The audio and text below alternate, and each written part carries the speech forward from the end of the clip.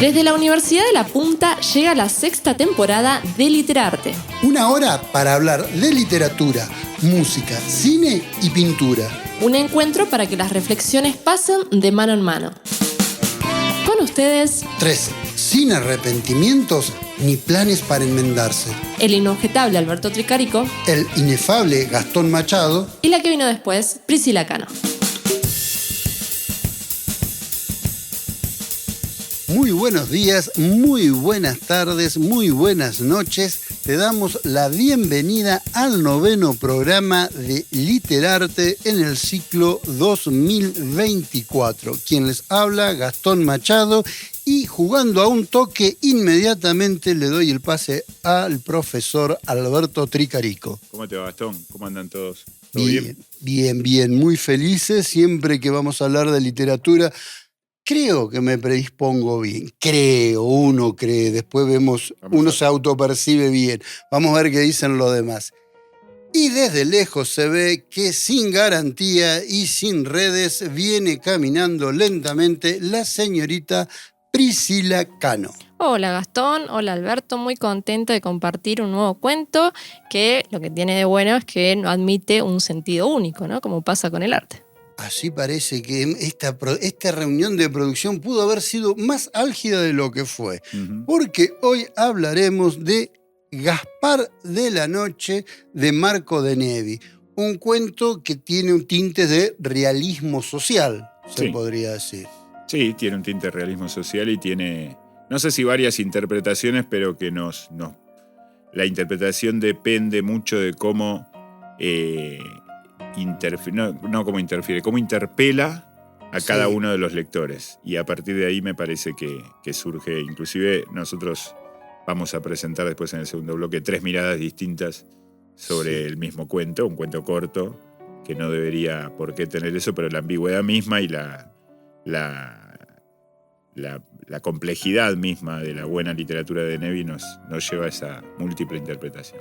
Y creo que este tipo de cuento es el que me está dando a entender por qué no figura en el mainstream, se dice, de los escritores. Sí, no se dice así para la literatura, pero sí, pero se entiende lo que querés decir. Bien, claro. ¿Y en la literatura cómo se diría cuando están en el pop, cuando son los...? Y como que no forman parte del canon. El canon, ahí está, el canon. Bueno, creo que con cuentos como este nos vamos dando una idea de por qué no era aceptado de Nevi. Bien, el cuento de hoy, ¿cuáles son los personajes? Tenemos, por un lado, un profesor de música que se llama Kosminski. Sí. Tenemos a Pinuccio, que es un niño que toca el piano. ¿Sí? Y el padre. ¿Cuál es el apellido del padre? Paternò. Y Elsa, que es la esposa de Kosminski. ¿A usted qué le pareció el cuento? Porque hoy no la veo así como que el cuento no la ha pasado indiferente. No, me gustó. ¿Le gustó? Sí. Me creí que había pasado indiferente. ¿Quiere contarle la trama? Bueno, esta trama en apariencia parece sencilla, ¿no? Pero se enriquece mucho cuando conocemos el mundo interno de uno de los personajes, que es un pianista muy reconocido, Kosminski, que recibe a un niño llamado Pinuccio y a su padre.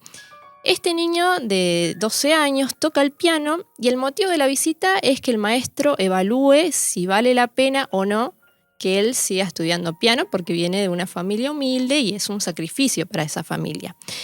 Lo que el narrador nos dice de Kosminski desde el primer momento es que se decepciona apenas lo ve porque no ve a un niño rubio, lindo, ¿no? Sino que él considera que es feo y que no se corresponde con esa imagen de niño prodigio, ¿no? El maestro estudia la conducta tanto del niño como de su padre y todo el tiempo va a decirnos que parece como un adulto encogido o un enano y también le atribuye como cierta soberbia a ese niño, sobre todo cuando le pregunta qué pieza va a tocar y el niño responde que va a tocar Gaspar de la Noche, que es una pieza que al parecer es muy compleja, ¿no? para el mundo de los pianistas. Y antes de ir al piano, el padre se acerca al niño y lo levanta, y ahí es cuando descubrimos que se trata de un niño con una discapacidad porque no puede caminar. Después de que el niño toca la pieza, entra la esposa de Kowinski, felicita al niño, al padre, y a pesar de todo el rechazo que parecía provocarle este niño por su actitud al maestro, sobre todo por haber elegido esa pieza tan compleja, a pesar también de que Kowinski no acepta alumnos, sino que solo los evalúa para recomendarlos, él se acerca a Pinuccio y le dice que quiere aceptarlo como alumno. Y ahí termina. Hay dos momentos en donde el niño, a mi entender, esto lo vamos a desarrollar en el segundo bloque, hace un berrinche. Y uno es en el final, cuando el profesor, a mi ver, es un berrinche. Ya veremos. Que hay un detalle, que todo el cuento, excepto el final puntual al que referís vos, está contado desde el punto de vista del profesor, del maestro, del sabio, de Kosinski. Y Kosinski tiene una serie de prejuicios y una serie de cosas que nosotros percibimos a través de su mirada, de su conciencia. No, ese niño que al final se nos revela, sea un berrinche, o después lo vamos a discutir, o ese padre, e inclusive la propia esposa de Kosinski, está visto de acuerdo a la mirada exclusiva del punto de vista del maestro. No está contado, vamos a decir, objetivamente. Entonces, el relato todas las sensaciones que nosotros nos hacemos del niño, aún su pequeña soberbia, el padre que en un momento se especula que es un hipócrita, que se quiere salvar con el niño, la mujer que si se entera de que lo acepté al chico para escucharlo cantar. Bueno, todas esas cosas que vamos a profundizar en el segundo bloque, no tenemos que perder de vista que es el punto de vista exclusivo del maestro. Es la conciencia del maestro pensando por sobre lo que está pasando y prejuzgando lo que está pasando. Al final hay como un desprendimiento donde interviene la mujer y donde ya la cosa se vuelve más objetiva, digamos, desde el punto ya no hay un punto de vista determinado, sino que cada uno se expresa tal cual como es. Pero todas las expresiones que nosotros vemos y todas las acciones que nosotros vemos son de acuerdo a cómo las ve el maestro, hasta casi el final. Y esto es interesante porque esto hace al estilo de Nevi y hace al entendimiento nuestro y a la percepción nuestra y a cómo esto nos pega hasta emocionalmente, me da la sensación. Sí, fundamentalmente juega con eso. No todo, pero una gran parte del cuento, como vos decís, está en primera persona, que es la voz de Kosinski, que es por lo cual nos vamos a enterar lo que nos contó Priscila. Y sobre, vamos a decir, escena final, cuadro final, cuando entra Elsa a la sala, ahí pasa a una tercera persona. Ahí ya vemos una especie de realidad más objetiva, donde cada uno se expresa de acuerdo a lo que piensa, siente, puede, le da la situación. Pero todo lo anterior a la entrada de Elsa es prejuicio en sentido amplio, ¿no? Puede ser prejuicio bueno, prejuicio malo, no necesariamente negativo. Es prejuicio, es cuestiones de clase, percepciones directas de cómo el maestro vive la situación. Arrepentido de entrada, apenas empieza el cuento, de haber aceptado a este chico, de cosas. Entonces se va como justificando por qué está arrepentido y por qué se equivocó en traerlo. Entonces a partir de ahí, todos los movimientos, las acciones, las expresiones, las caras, inclusive este fragmento que voy a leer, están tenidos de ese punto de vista que es extremadamente subjetivo, ¿no? Casi que no interviene de Nevi, entre comillas, como narrador omnisciente en la conciencia de Kosinski, lo deja solo. Y después ya cuando empiezan a interviene la mujer, ya ahí podemos ver más claramente quién es el niño, quién es el padre, quién es la mujer y quién es el maestro también. O sea, lo vemos ya de afuera, no lo vemos desde adentro de él. Desde la voz de Kosinski. Exacto. Ya nos logramos separar un poquito. Bien, ¿querés regalarnos, para no ser redundante, así pasamos después al análisis, querés regalarnos un fragmento de el Gaspar de la Noche de Marco de Nevi? El chico, inmóvil frente al piano, miraba hacia adelante, hacia la pared. Se hubiera creído que esperaba que los demás se callasen para recomenzar. Tenía la cara sudada y la piel, un rato antes amarillenta, había tomado un tinte oscuro. Desde su sillón, Kosinski vio que el frágil cuerpecito se dilataba y se contraía rítmicamente, y que ese latido le curvaba la espalda como si iniciase una reverencia, y enseguida, como nadie aplaudía, se arrepintiese.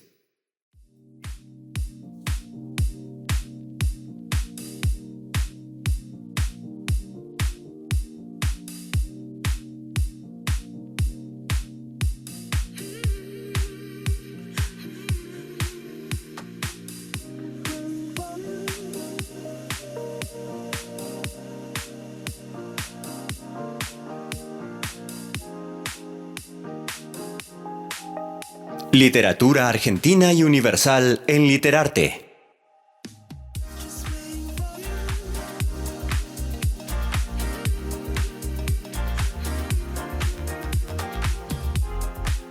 Y comenzamos el segundo bloque de este programa de Literarte dedicado a Marco de Nevi con su cuento Gaspar de la Noche. Pero antes de continuar o de comenzar con el análisis un poco más profundo, tenemos, hoy este es el programa número 9, tenemos para más adelante una sorpresa, que son 3 programas. El programa 12 vamos a hacer un programa especial. Un programa especial. Vamos a tener un autor que se llama Marcos Herrera. Marcos Herrera. No, estaba viendo que justo Marco de Nevi, Marcos Herrera, que presenta un título que nos encanta. Todos los camioneros del mundo saben lo que llevan. Vamos a hacer un cuento de él y nos va a contar un poco de este libro nuevo recién publicado. Tenemos sorpresa entonces para dentro de 2 programas, 3 programas.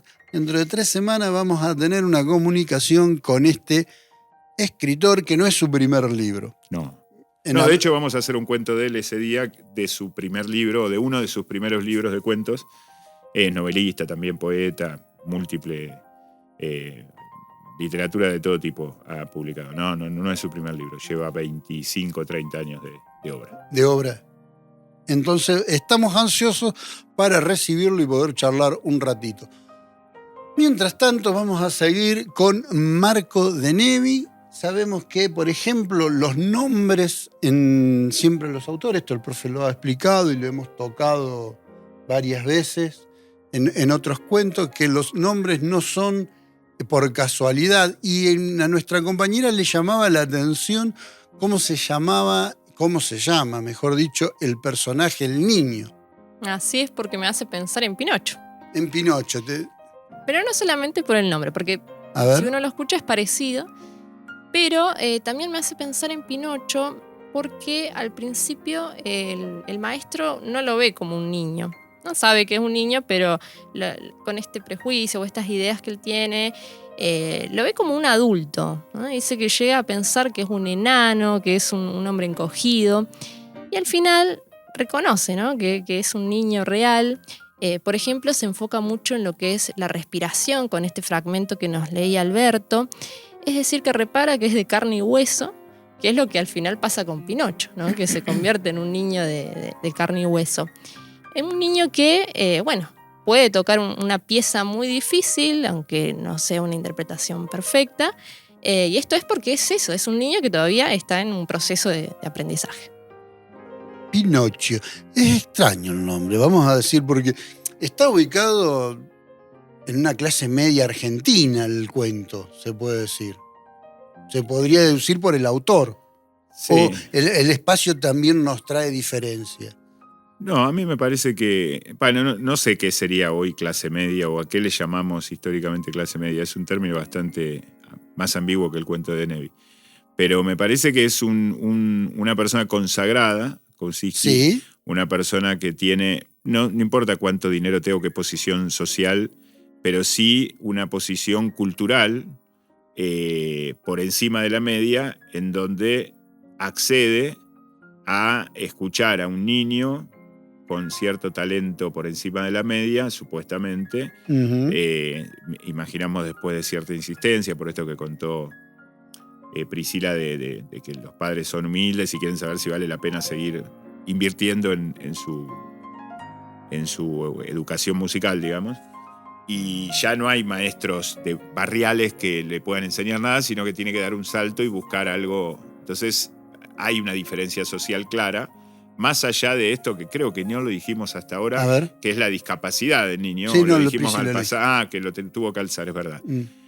O sea, es un niño morocho, tullidito, con ciertos problemas que no se puede mover que no puede mover las piernas, que el padre carga en él esta expectativa que muchas veces hacemos los padres, que creemos que tenemos a Maradona o a Messi entre manos y que tiene que brillar y salvarnos después.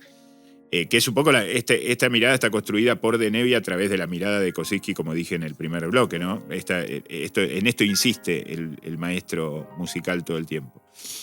Y en ese contexto de humildad se vuelve por ahí más grande todavía de lo que es la posición social de este maestro, digamos, ¿no? Ese nombre complicado, judío, ruso, con un conocimiento amplio musical, con un creérsela aparte de saber, aparte de la posición, aparte de la mirada de los demás, porque supone que si lo vas a buscar es porque hay un consenso general social de que esa es la persona que sabe. Entonces, ahí es donde se da, me parece, la situación de oposición. No sé si hay clase media, me parece que hay como una oposición social. Hay una a priori, asimetría. entre el humilde que quiere llegar, aunque sea que me escuche, y después me eche a patadas, pero tener la posibilidad de sentarme en el piano de él y que me escuche, y el otro que está ahí escuchando lo que quiere, te deja entrar o no te deja entrar, o te hace esperar, o está cargadísimo de prejuicios y se cree que está en otro lugar. Que puede estarlo desde el punto de vista del conocimiento, pero humanamente lo denigra un poco sus propios pensamientos, sus propias confesiones a él mismo que hace durante el cuento. Sí, sus prejuicios. Ya el primer choque que tiene cuando lo describe al niño, ya él sufre, porque es emocional, sufre así como una reticencia, como algo que lo retrotrae, claro, y sin ningún motivo. Parte de las mezquindades humanas, ¿no? Forma parte de eso. Y una de las cosas que vos hablabas, que era el rol del padre, va variando de acuerdo a la información que va recibiendo Kosinski. Desde esto que vos decías, que iba a ser un mantenido porque buscaba ser el representante, después parece que está sometido al hijo. Sí. Bueno, ese recorrido es genial que sea contado por De Nevi desde el punto de vista del maestro, porque justamente en eso es bien claro, digamos, voy a volver un poquito más atrás, así hago un análisis un poco más profundo. Todos los cuentos de De Nevi, o gran parte de los cuentos de De Nevi, trabaja con cierta marginalidad o con cierta extrañeza. Siempre hay un personaje extraño que está por afuera de ese círculo de normalidad que lo rodea, ya sea por cuestiones físicas, por cuestiones ideológicas, por cuestiones de costumbre, por cuestiones sociales, por cuestiones de identidad sexual, por lo que fuera. Hay un personaje o porque tiene algún secreto que alguna vez develó, como el primo Vegelio. Siempre hay un personaje que está como corrido del resto del universo de la ficción que se supone o se cree normal, ¿no? Y esto está muy bien trabajado en este cuento justamente por eso que vos decís, porque, digamos, ¿qué cambia en un punto que este chico tenga problemas para caminar o que haya que alzarlo? ¿Qué cambia a los fines de él como pianista? Que no puede tocar los pedales, pero es un problema menor. En realidad lo que cambia es que uno lo supone un tesoro del parte del padre, o sea, hace el mismo procedimiento, por eso nos interpela el cuento, porque hace el mismo procedimiento que hace el maestro, uno como lector. Uno se carga de ese prejuicio que nos transmite el maestro diciendo, claro, este se cree que tiene a Messi, sí, y que se va a salvar, y que todo, porque es lo que hace el maestro y es lo que nosotros creemos porque es el estereotipo que traemos de afuera del universo de ficción. Pero después nos damos cuenta que en realidad el tiranizado, entre comillas, es el padre. O mejor dicho, es el hijo el que se quiere imponer desde esa otredad, desde esa extrañeza, desde esa rareza, desde esa anormalidad, quiere participar de ese mundo de los normales. Él es el que puja por eso. Por eso, ahora vamos a discutir del tema del caprichito final. El caprichito final es como o ese berrinche. Ese berrinche es como una especie de seguir peleando para poder ocupar un lugar entre los normales. Porque él se sentía, digamos, nosotros como lectores sentíamos que el padre en realidad lo estaba poniendo ahí para salvarse o para ver si estaba tirando la plata con el estudio de él o con lo mandaba a estudiar otra cosa. Sí. Y en realidad era Pinuccio quien estaba imponiéndose de alguna manera y quien logró que el padre lo lleve ahí y quien al final, donde se demuestra más niño que nunca, aunque no es un niño de 5, ¿no? 13 años tiene. 12 años.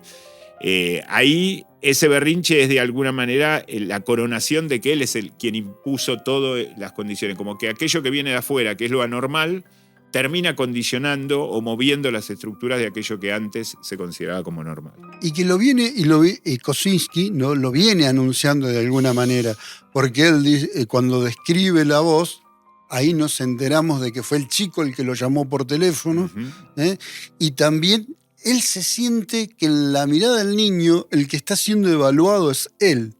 O sea, claro, que él mismo se va dando cuenta o te va diciendo esto hasta llegar al final. Y hay un tema que es el que a mí me motivó o el que me llevó de Nevi de la mano y que me puso incómodo porque me llevó de la mano por un camino minado, que es el de los prejuicios.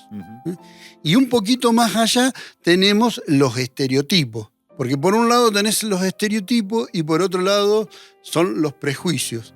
De un lado, de Nevi nos marca un estereotipo de clase social, esta asimetría que hay en la relación entre el padre del niño y el maestro, y una vez que hace ese pacto nos lleva de la mano por los prejuicios de clase social, de conocimiento, y te interpela, claro. y te interpela y te pone incómodo, y en el final te hace interpretar a vos, bueno, qué quiere decir esta última reacción del niño, porque el cuento... Hacete cargo vos de la interpretación de eso.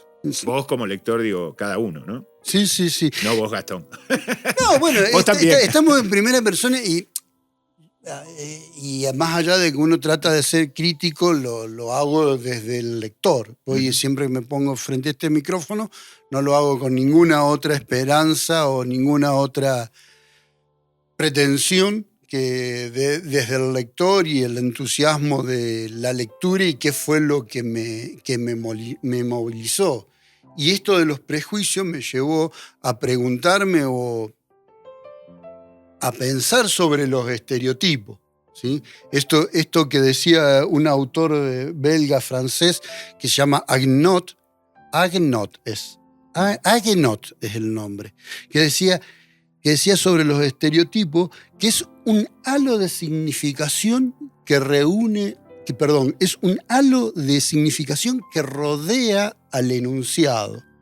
O sea, un halo de significación que rodea al enunciado. Hay un poco de prejuicio en el estereotipo, de juicio previo. Está alimentado. Está alimentado por los prejuicios. Porque en sí el estereotipo no existe. Claro. El estereotipo no es algo concreto. Y si es bonita la imagen del halo, ¿por qué? Porque si es un halo, entonces nos puede atravesar. Claro. Y es lo que sucede con el estereotipo. El estereotipo es una serie de imágenes culturales que nos van, se puede decir que se va imponiendo, y es lo que filtra todas las relaciones sociales. Nosotros desde ahí, desde los estereotipos, es que nos relacionamos, es cómo filtramos nuestras relaciones sociales. Y este esquema cultural es preexistente.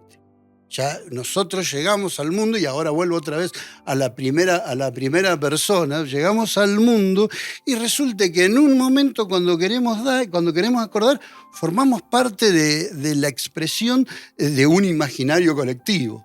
Cuando queremos acordar, empezamos a decir que los japoneses son puntuales, que los alemanes son más ordenados, ese tipo de estereotipos que solemos tener.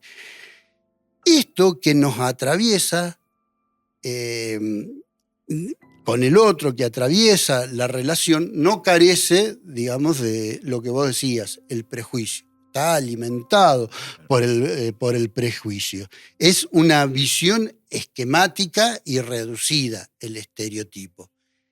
Y también no podemos negar que es un factor de cohesión social. Todo más o menos esto de, bueno, vamos a donde estamos de acuerdo en que había una relación asimétrica entre el profesor y el alumno, por el conocimiento, por posición social. No tenemos que rediscutirlo. Denevi nos presenta ese estereotipo. Nos presenta el estereotipo de la persona que sabe, de la persona que tiene un conocimiento y de la persona que quiere acceder a ese conocimiento. Por lo tanto, al ser algo de cohesión, algo que sirve a la sociedad, también es un elemento de dominación. Y por lo tanto, con esto que estoy haciendo, parece una defensa de los estereotipos, no niego de que los estereotipos deben ser reformulados y deben ser... De hecho, Denevi lo pone, nos interpela frente a toda esta cuestión de lo que ya prejuzgamos mediante los estereotipos ante la presentación del cuento. Porque lo que está en juego es eso, no es simplemente una descripción de un estereotipo, el cuento, sí, sino que hay un juicio ahí que nos obliga a repensar, por lo menos. A interrogarnos sobre los valores. Claro, por lo tal menos. cual. ¿Sí? Así es. Denevi utiliza, voy a profundizar un poquito más en esto, utiliza los esquemas representativos. ¿Sí? Los esquemas representativos de una sociedad para generar un vínculo, para poderse comunicar con ese lector ideal. Y entonces ese estereotipo va a resultar externo al texto, viene por afuera del texto, no está en el texto, es el pacto implícito que hay entre el autor y el lector. Y ese estereotipo va a ser una condensación de sentidos y una producción de sentidos que va a servir para el pacto que hay entre lector y autor. Por otro lado, aparte, viene este recorrido que nos hace Marco Denevi, que son los prejuicios. Los prejuicios es muchísimo más emocional. Es esto que hablábamos ayer en preproducción, en la producción, que es instinto primario, ese instinto del hombre de las cavernas que levanta la vista y se encuentra con otro Homo sapiens o otro Homo erectus y en la mirada tiene que deducir rápidamente si vamos a compartir la caverna o venís a robarme la comida. Y tiene que tomar una decisión en pocos segundos basada en muy poca información. Eso es el prejuicio. Antes de tener información, lanzo un juicio. Entonces, Denevi primero nos planta un marco de un estereotipo, ¿sí? Donde nos hace cómplices, nos lleva de la mano, nos ponemos de acuerdo y después nos pasea por los prejuicios de esa clase social. Y no solamente que nos pasea, sino que aparte te hace... Te interpela y te hace hacerte cargo. Nos hace pasar por nuestros propios prejuicios. Por nuestros propios prejuicios. Bueno, querido, de esa manera nunca vas a estar en el canon. Claro. Si vos te pones incómodo, claro, nunca vas a estar en el canon. Bueno, un poco era esto sobre los estereotipos y los prejuicios, fue lo que Marco Denevi me ha paseado durante por no menos de 5 días, me ha estado llevando de la mano, poniéndome incómodo y haciendo recorrer en un cuento que tiene 7 páginas, un campo minado donde yo debo estar todo el tiempo viendo qué es lo que me dice el texto y qué es lo que yo completo. Como lector, digo, yo es como lector. Priscila, bueno, ¿te gustó el cuento? Me gustó porque, bueno, me hizo pensar, a medida que lo leía, en los finales que podía tener. Y pensé en 3 finales posibles que de hecho se adelantan en uno de los párrafos. Hay un párrafo en el que dice todo esto, dice: y ahora, aunque toque desastrosamente, ¿cómo le voy a decir la verdad? Esto es lo que dice cuando ve que es un chico con una discapacidad. Y acá lo que está planteando es que puede mentirle, ¿no? Decirle al chico que tiene talento cuando en realidad no lo tiene. En eso consistiría la mentira. En el mismo párrafo nos dice: pero tampoco tengo derecho a engañar a ese pobre hombre que habla de sacrificios. Acá se plantea ser objetivo, ¿no? Si el chico toca mal, se lo digo. Si toca bien, le digo que... Y habla del padre, aparte. Está pensando Exactamente. en la humildad del padre. Y finalmente dice en este mismo párrafo, Elsa tenía razón. Elsa siempre tiene razón. Soy un débil. Esto lo dice porque le atribuye a la mujer esta opinión de que no tiene que recibir a las personas en casa. Y justamente lo que hace es lo que hace la mujer. Pero no esto de no recibir o de rechazar de antemano a las personas, sino que lo que va a repetir de su mujer es lo que hace ella cuando por fin entra en escena, que es exagerar, ¿no? Exagerar sus elogios hacia el niño, porque este chico no es cualquier pibe que viene a buscar la ayuda del maestro, sino que es un chico con discapacidad. Y para mí ella tiene esa mirada de lástima hacia el niño, que es lo que pasa cuando la gente no se centra en la persona, sino en su discapacidad justamente. Esta mirada de lástima al que tiene una discapacidad.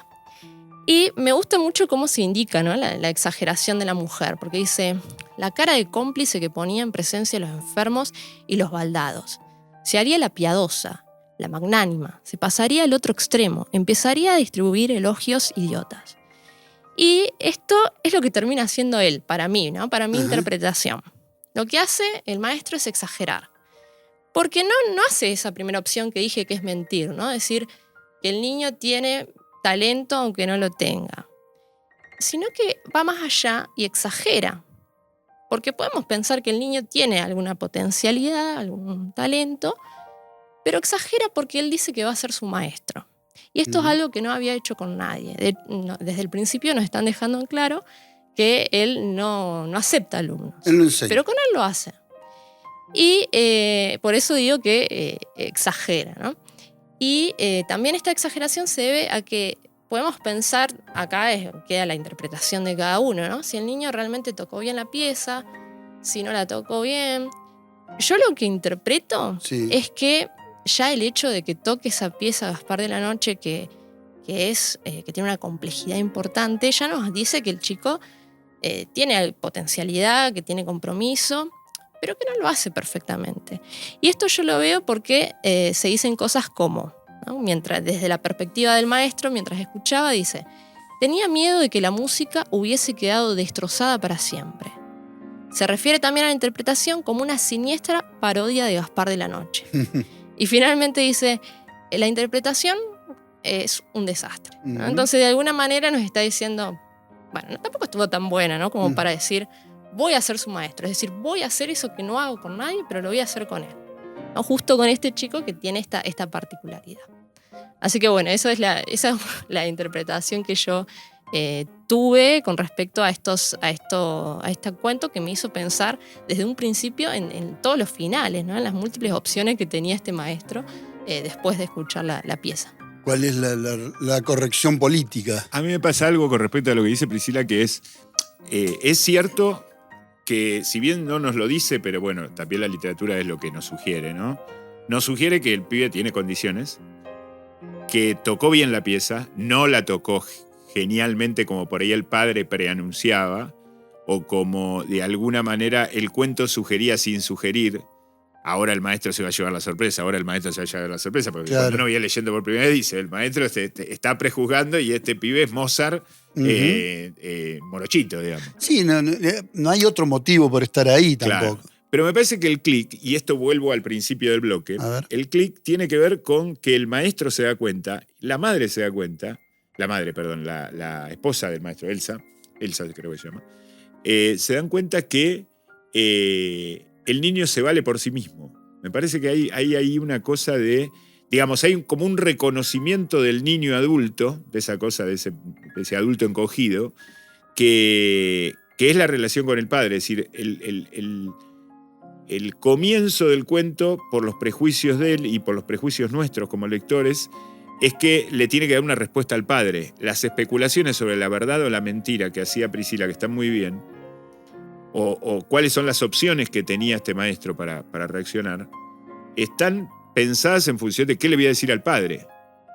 Y al final le termina hablando al hijo. ¿Qué quiero decir con esto? Que esa relación que uno creía que el padre quería aprovechar del futuro musical del hijo como si tuviera un Messi entre manos, en realidad es una lucha del niño que nosotros por prejuicio creemos que necesita del padre porque no puede caminar, por ejemplo. Sí. O sea, nosotros lo prejuzgamos como persona, como hace el mismo. O sea, le tenemos lástima en un punto, pero en realidad el niño llegó al padre porque necesita a alguien que lo alce. Claro. Digamos, termina siendo un sirviente del niño el padre. Necesita a alguien que lo alce, lo lleve al piano, lo cargue en el auto o en el colectivo donde viajen. Es decir, no llevó el padre al niño, llevó el niño al padre. Y esto me parece importante para pensar las posibilidades de interpretación de ese final o de esa reacción inesperada del maestro adoptándolo como alumnos cuando normalmente no tenía alumnos. Sí, para que los que no lo han leído sepan esto que dice Alberto sobre la relación padre-hijo. El profesor todo el tiempo está fijándose en dónde está la atención del padre, y la atención del padre va dirigida hacia el hijo como pidiendo permiso, o a veces temeroso, o a veces expectante de la decisión del niño. Sí, nervioso. Yo creo que ya A hay ver. también por ahí hay una interpretación diferente Me al encanta. final, ¿no? Del Sí. cuento. Yo creo que el padre es el único que tiene claridad de todo. A ver. Porque el padre,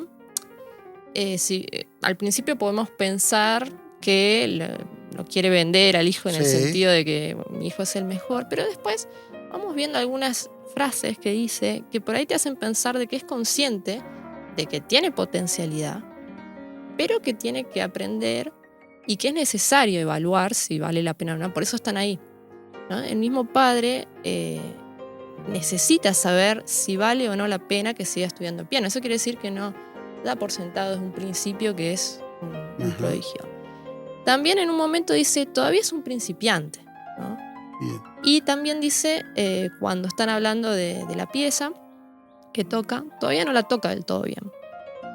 Y me gusta mucho por ahí ver esto, ¿no? En estas frases, ver esa duda que tiene el padre, porque como está todo muy nervioso y lo mira mucho el hijo, al principio parece que oculta algo, ¿viste? Sí. O pensar, tiene una intencionalidad rara, y no.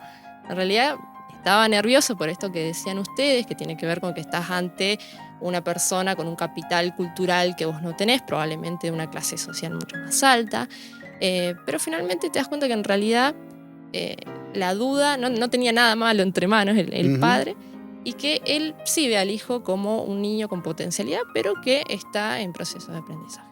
Y todas estas interpretaciones, para mis amigos desorientados, las hacemos en base a la mirada de Kosinski. Ujú. Kosinski es el que nos presenta todo esto. Y también nos presenta Elsa, que nos ha llevado en producción también una conversación sobre Elsa.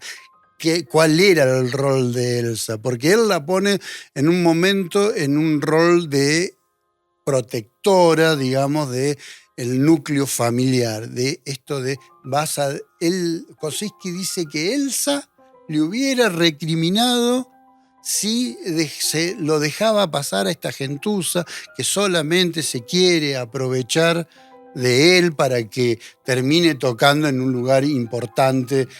Y ahora que me doy cuenta que yo lo puse en Buenos Aires, clase media, creo que habla del Carnegie Hall, que no me acuerdo si es en Londres o en Nueva York, como que lo iba a utilizar para llegar a esos lugares, y nos da un prejuicio sobre el rol de Elsa. No sé si ustedes coinciden en esta visión. Sí, coincido. Yo quería decir algo con respecto a lo que dijo antes A ver. Priscila. Yo estoy de acuerdo con la figura del padre. Me ¿Sí? parece que el padre es el que la tiene clara, pero no es el que domina. Justamente, nosotros creemos, por Kosinski, creemos que, o por nuestros propios prejuicios, que el padre lo llevó ahí para sacarle ventaja, para sacar algún beneficio económico, para sacar algún beneficio de éxito del hijo, pero eso es lo que creemos nosotros. Creo que de manera auténtica el padre es un poco lo que describió ella.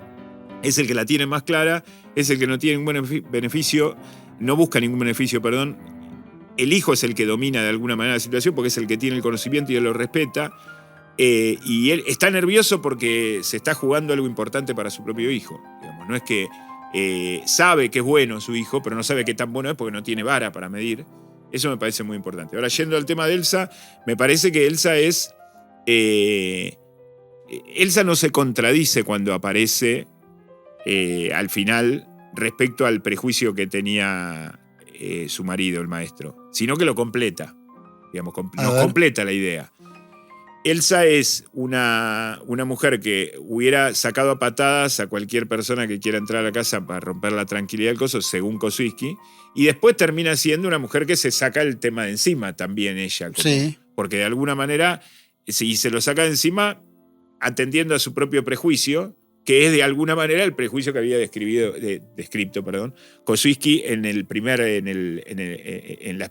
párrafos, cuando dice: mi mujer no me hubiera dejado entrar, si fuera por ella no hubiera entrado esta gentuza a casa. Bueno, esa mirada que él tiene de su mujer es más o menos pareja a la que la mujer tiene al final. La mujer de alguna manera se apiada por prejuicio, por ahí no exactamente el mismo, pero se apiada por prejuicio pero me parece que hay una autenticidad que nosotros vemos a la persona de carne y hueso opinando con todo su lastre humano, Sí. Que Kosuisky la había como estereotipado o esquematizado. Me parece que Elsa es más auténtica, aún siendo prejuiciosa, porque todos lo somos. Sí. También hay que tener cuidado cuando uno juzga a los personajes cuando uno juzga en general. Que no, aquel es prejuicioso como si uno nunca lo fuera, o aquel es envidioso como si uno nunca lo fuera, aquel es celoso como si uno nunca lo fuera.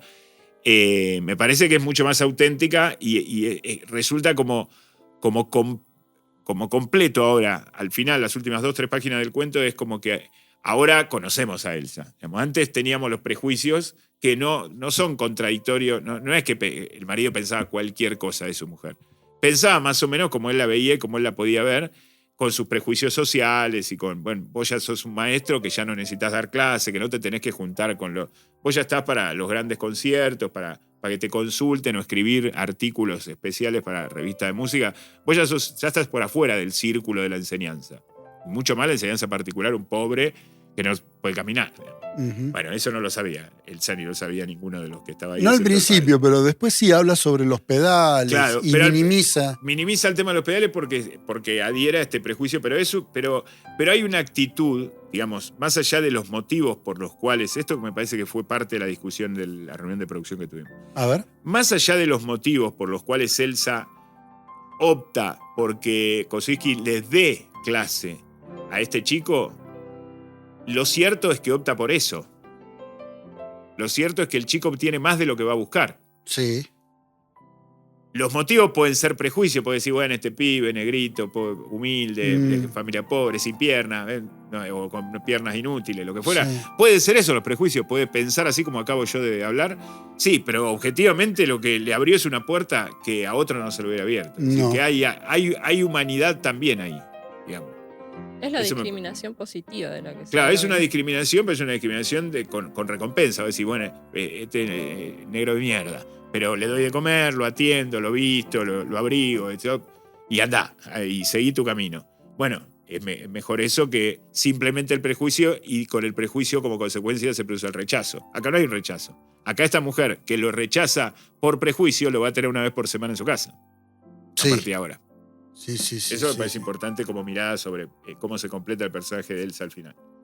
El personaje de Elsa se completa por sí mismo porque ahí es cuando el relato pasa a esa tercera voz, a esa cámara puesta ahí arriba, y podemos ver qué es lo que sucede en la sala, y vemos, sin la intervención o sin la mirada de Kosuisky, el diálogo entre el padre y Elsa, donde se pinta como alguien que por lo menos no le interesa quedar mal.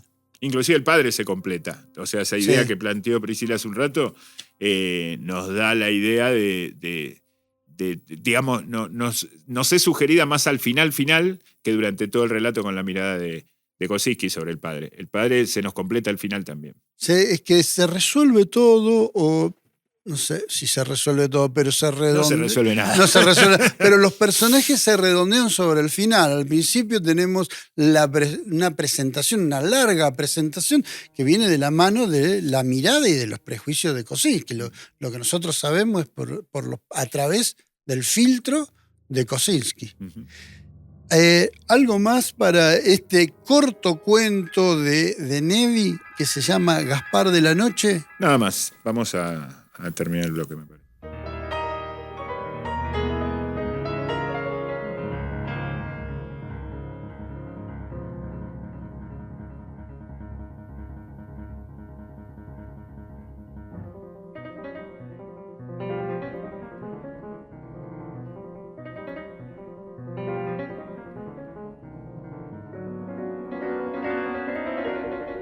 La reflexión, el arte, el cine y la música alrededor de la literatura. Literarte.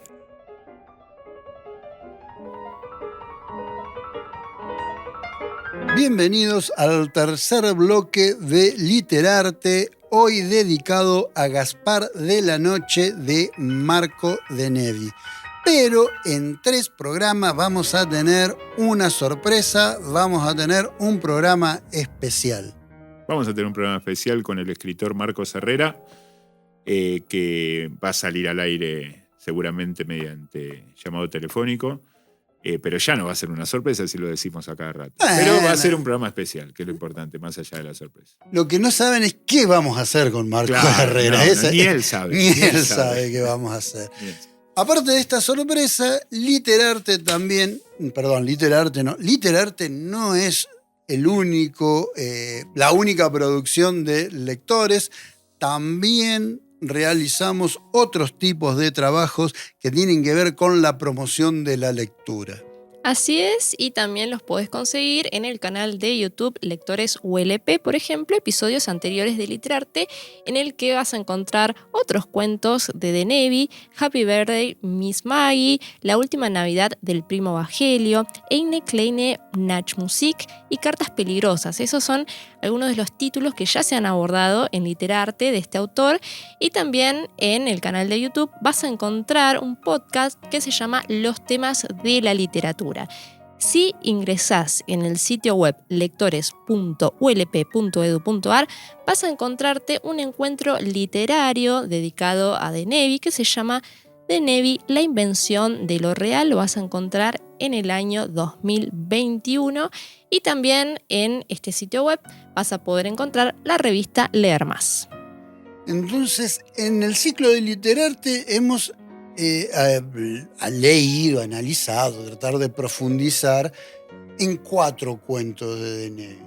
¿Cuál te gustó más? Nachtmusik, La Navidad del Primo Bagelio. Me parece, el que más me gusta a mí es Eine kleine Nachtmusik, porque me gusta esta mezcla del tango con la música clásica y esta idea.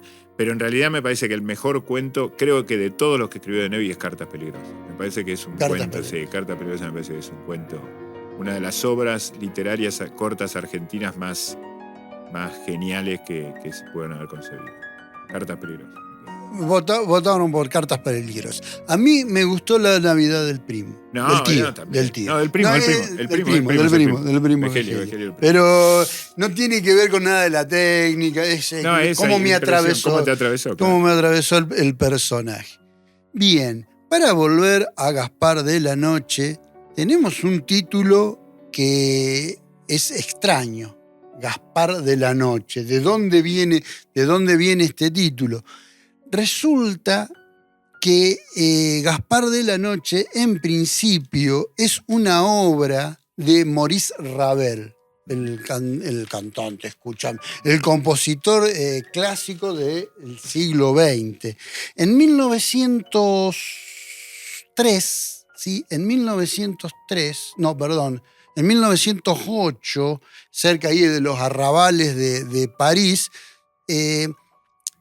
Ravel se quiere acercar, le presentan a Bertrand y le presentan un poemario de un escritor que se hace llamar Aloysius Bertrand. Y se quiere acercar a los claros y oscuros que tiene la poesía de Aloysius Bertrand. Y elige 3 poemas que es para musicalizarlos. Uno que se llama Ondine, el otro es Legibet, que se traduce como el cadalso o el patíbulo. Legibet quiere decir la horca, pero se traduce más en este caso como es más correcto decirlo como el cadalso y el patíbulo, y Escarbo es otro poema de todos el poemario de Bertrand, que es el que escuchamos en el interbloque, es el pedacito de pieza de Maurice Ravel.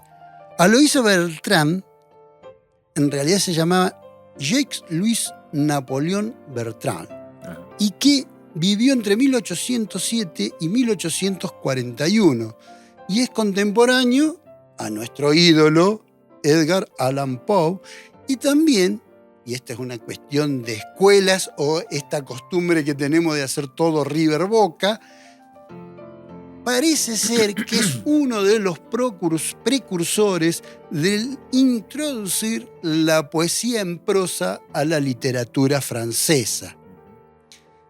A su vez, este señor Bertrand, cuando escribe el poemario, este poemario que lo llama Gaspar de la Noche, fantasía a la manera de Rembrandt y Jacques Callot, que es un dibujante y un grabador que vivió entre 1590 y 1635. Fíjese que él no lo llama poema, sino que lo llama fantasía. Entonces, hay todo como una circularidad, porque cuando Ravel se quiere acercar a los claros y oscuros que hace Bertrand en su poesía, y digo lo que dice Ravel textualmente: mi ambición es decir con nota lo que un poeta expresa con palabras. Pero este poeta está tratando de representar en palabras las luces o las medias sombras del pintor holandés Rembrandt, aquel que pintó la Ronda de Noche o la Lección de Anatomía en el año 1632. Hoy hemos tenido un cuento escrito a mediados del siglo XX. Sí, más cerca de fines. Más cerca de fines, es uno de los últimos Sí. Ajá, me creí que era anterior. Que hace referencia a una pieza musical del principio del siglo XX, que a su vez está basada en poemas del siglo XIX, que a la vez estos poemas tienen una reminiscencia o tienen una intención de hacer referencia a un pintor del siglo XVII. Se me ocurrió una idea. Dígame. ¿No será que Pinuccio hace lo mismo que Ravel y le pone notas a la discusión y a los prejuicios que él no puede expresar con palabras? Digamos, conociendo esta historia, no se me hubiera podido ocurrir esta idea si vos no contabas todo lo que contaste, ¿no? Porque no lo conocía. Él no está haciendo un poco lo que hizo Ravel con las palabras, es decir, que la nota sea como la forma de rebatir, la música sea la forma de rebatir esos prejuicios sociales, culturales que tenemos.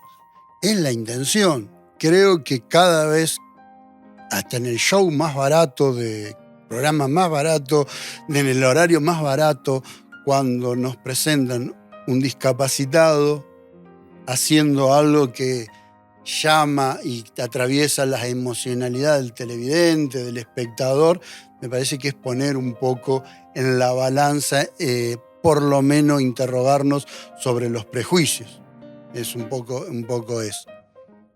Todo este recorrido de 400 años es lo que podemos decir tranquilamente un ejemplo de cultura. Bueno, muy bien, muy bueno esto. Eso es lo que tenemos. Y ahora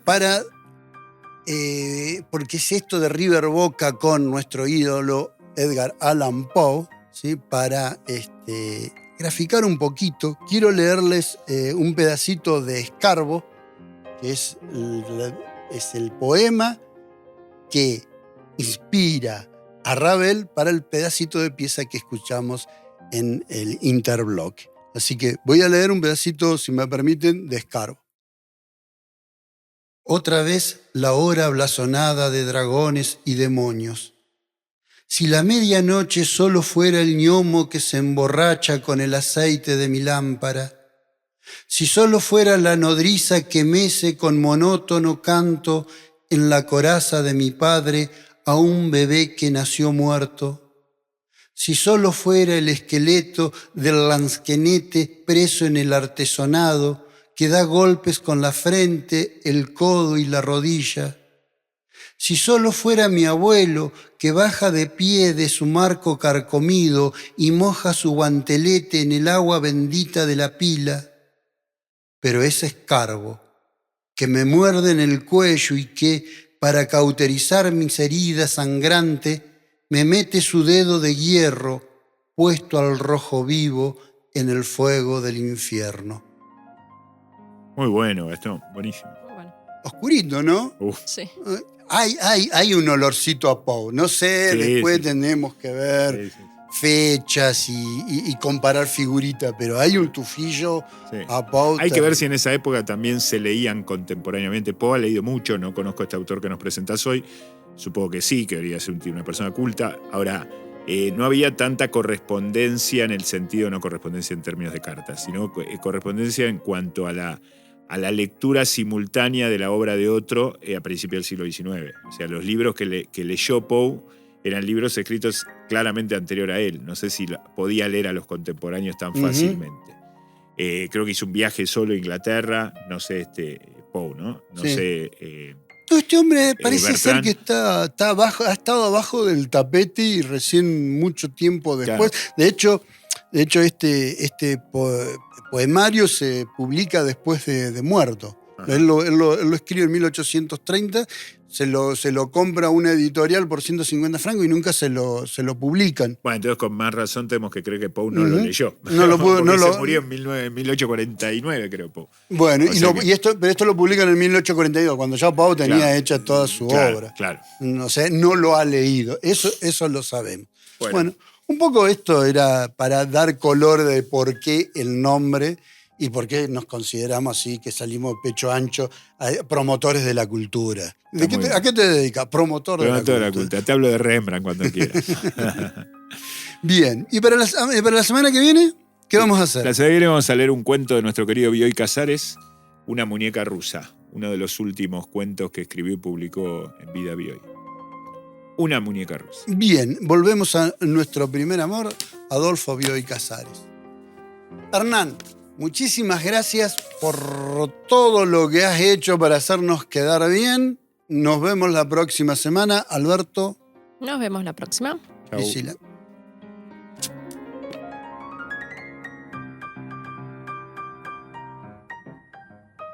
Acompáñanos en esta aventura de historias, libros y arte. Literarte.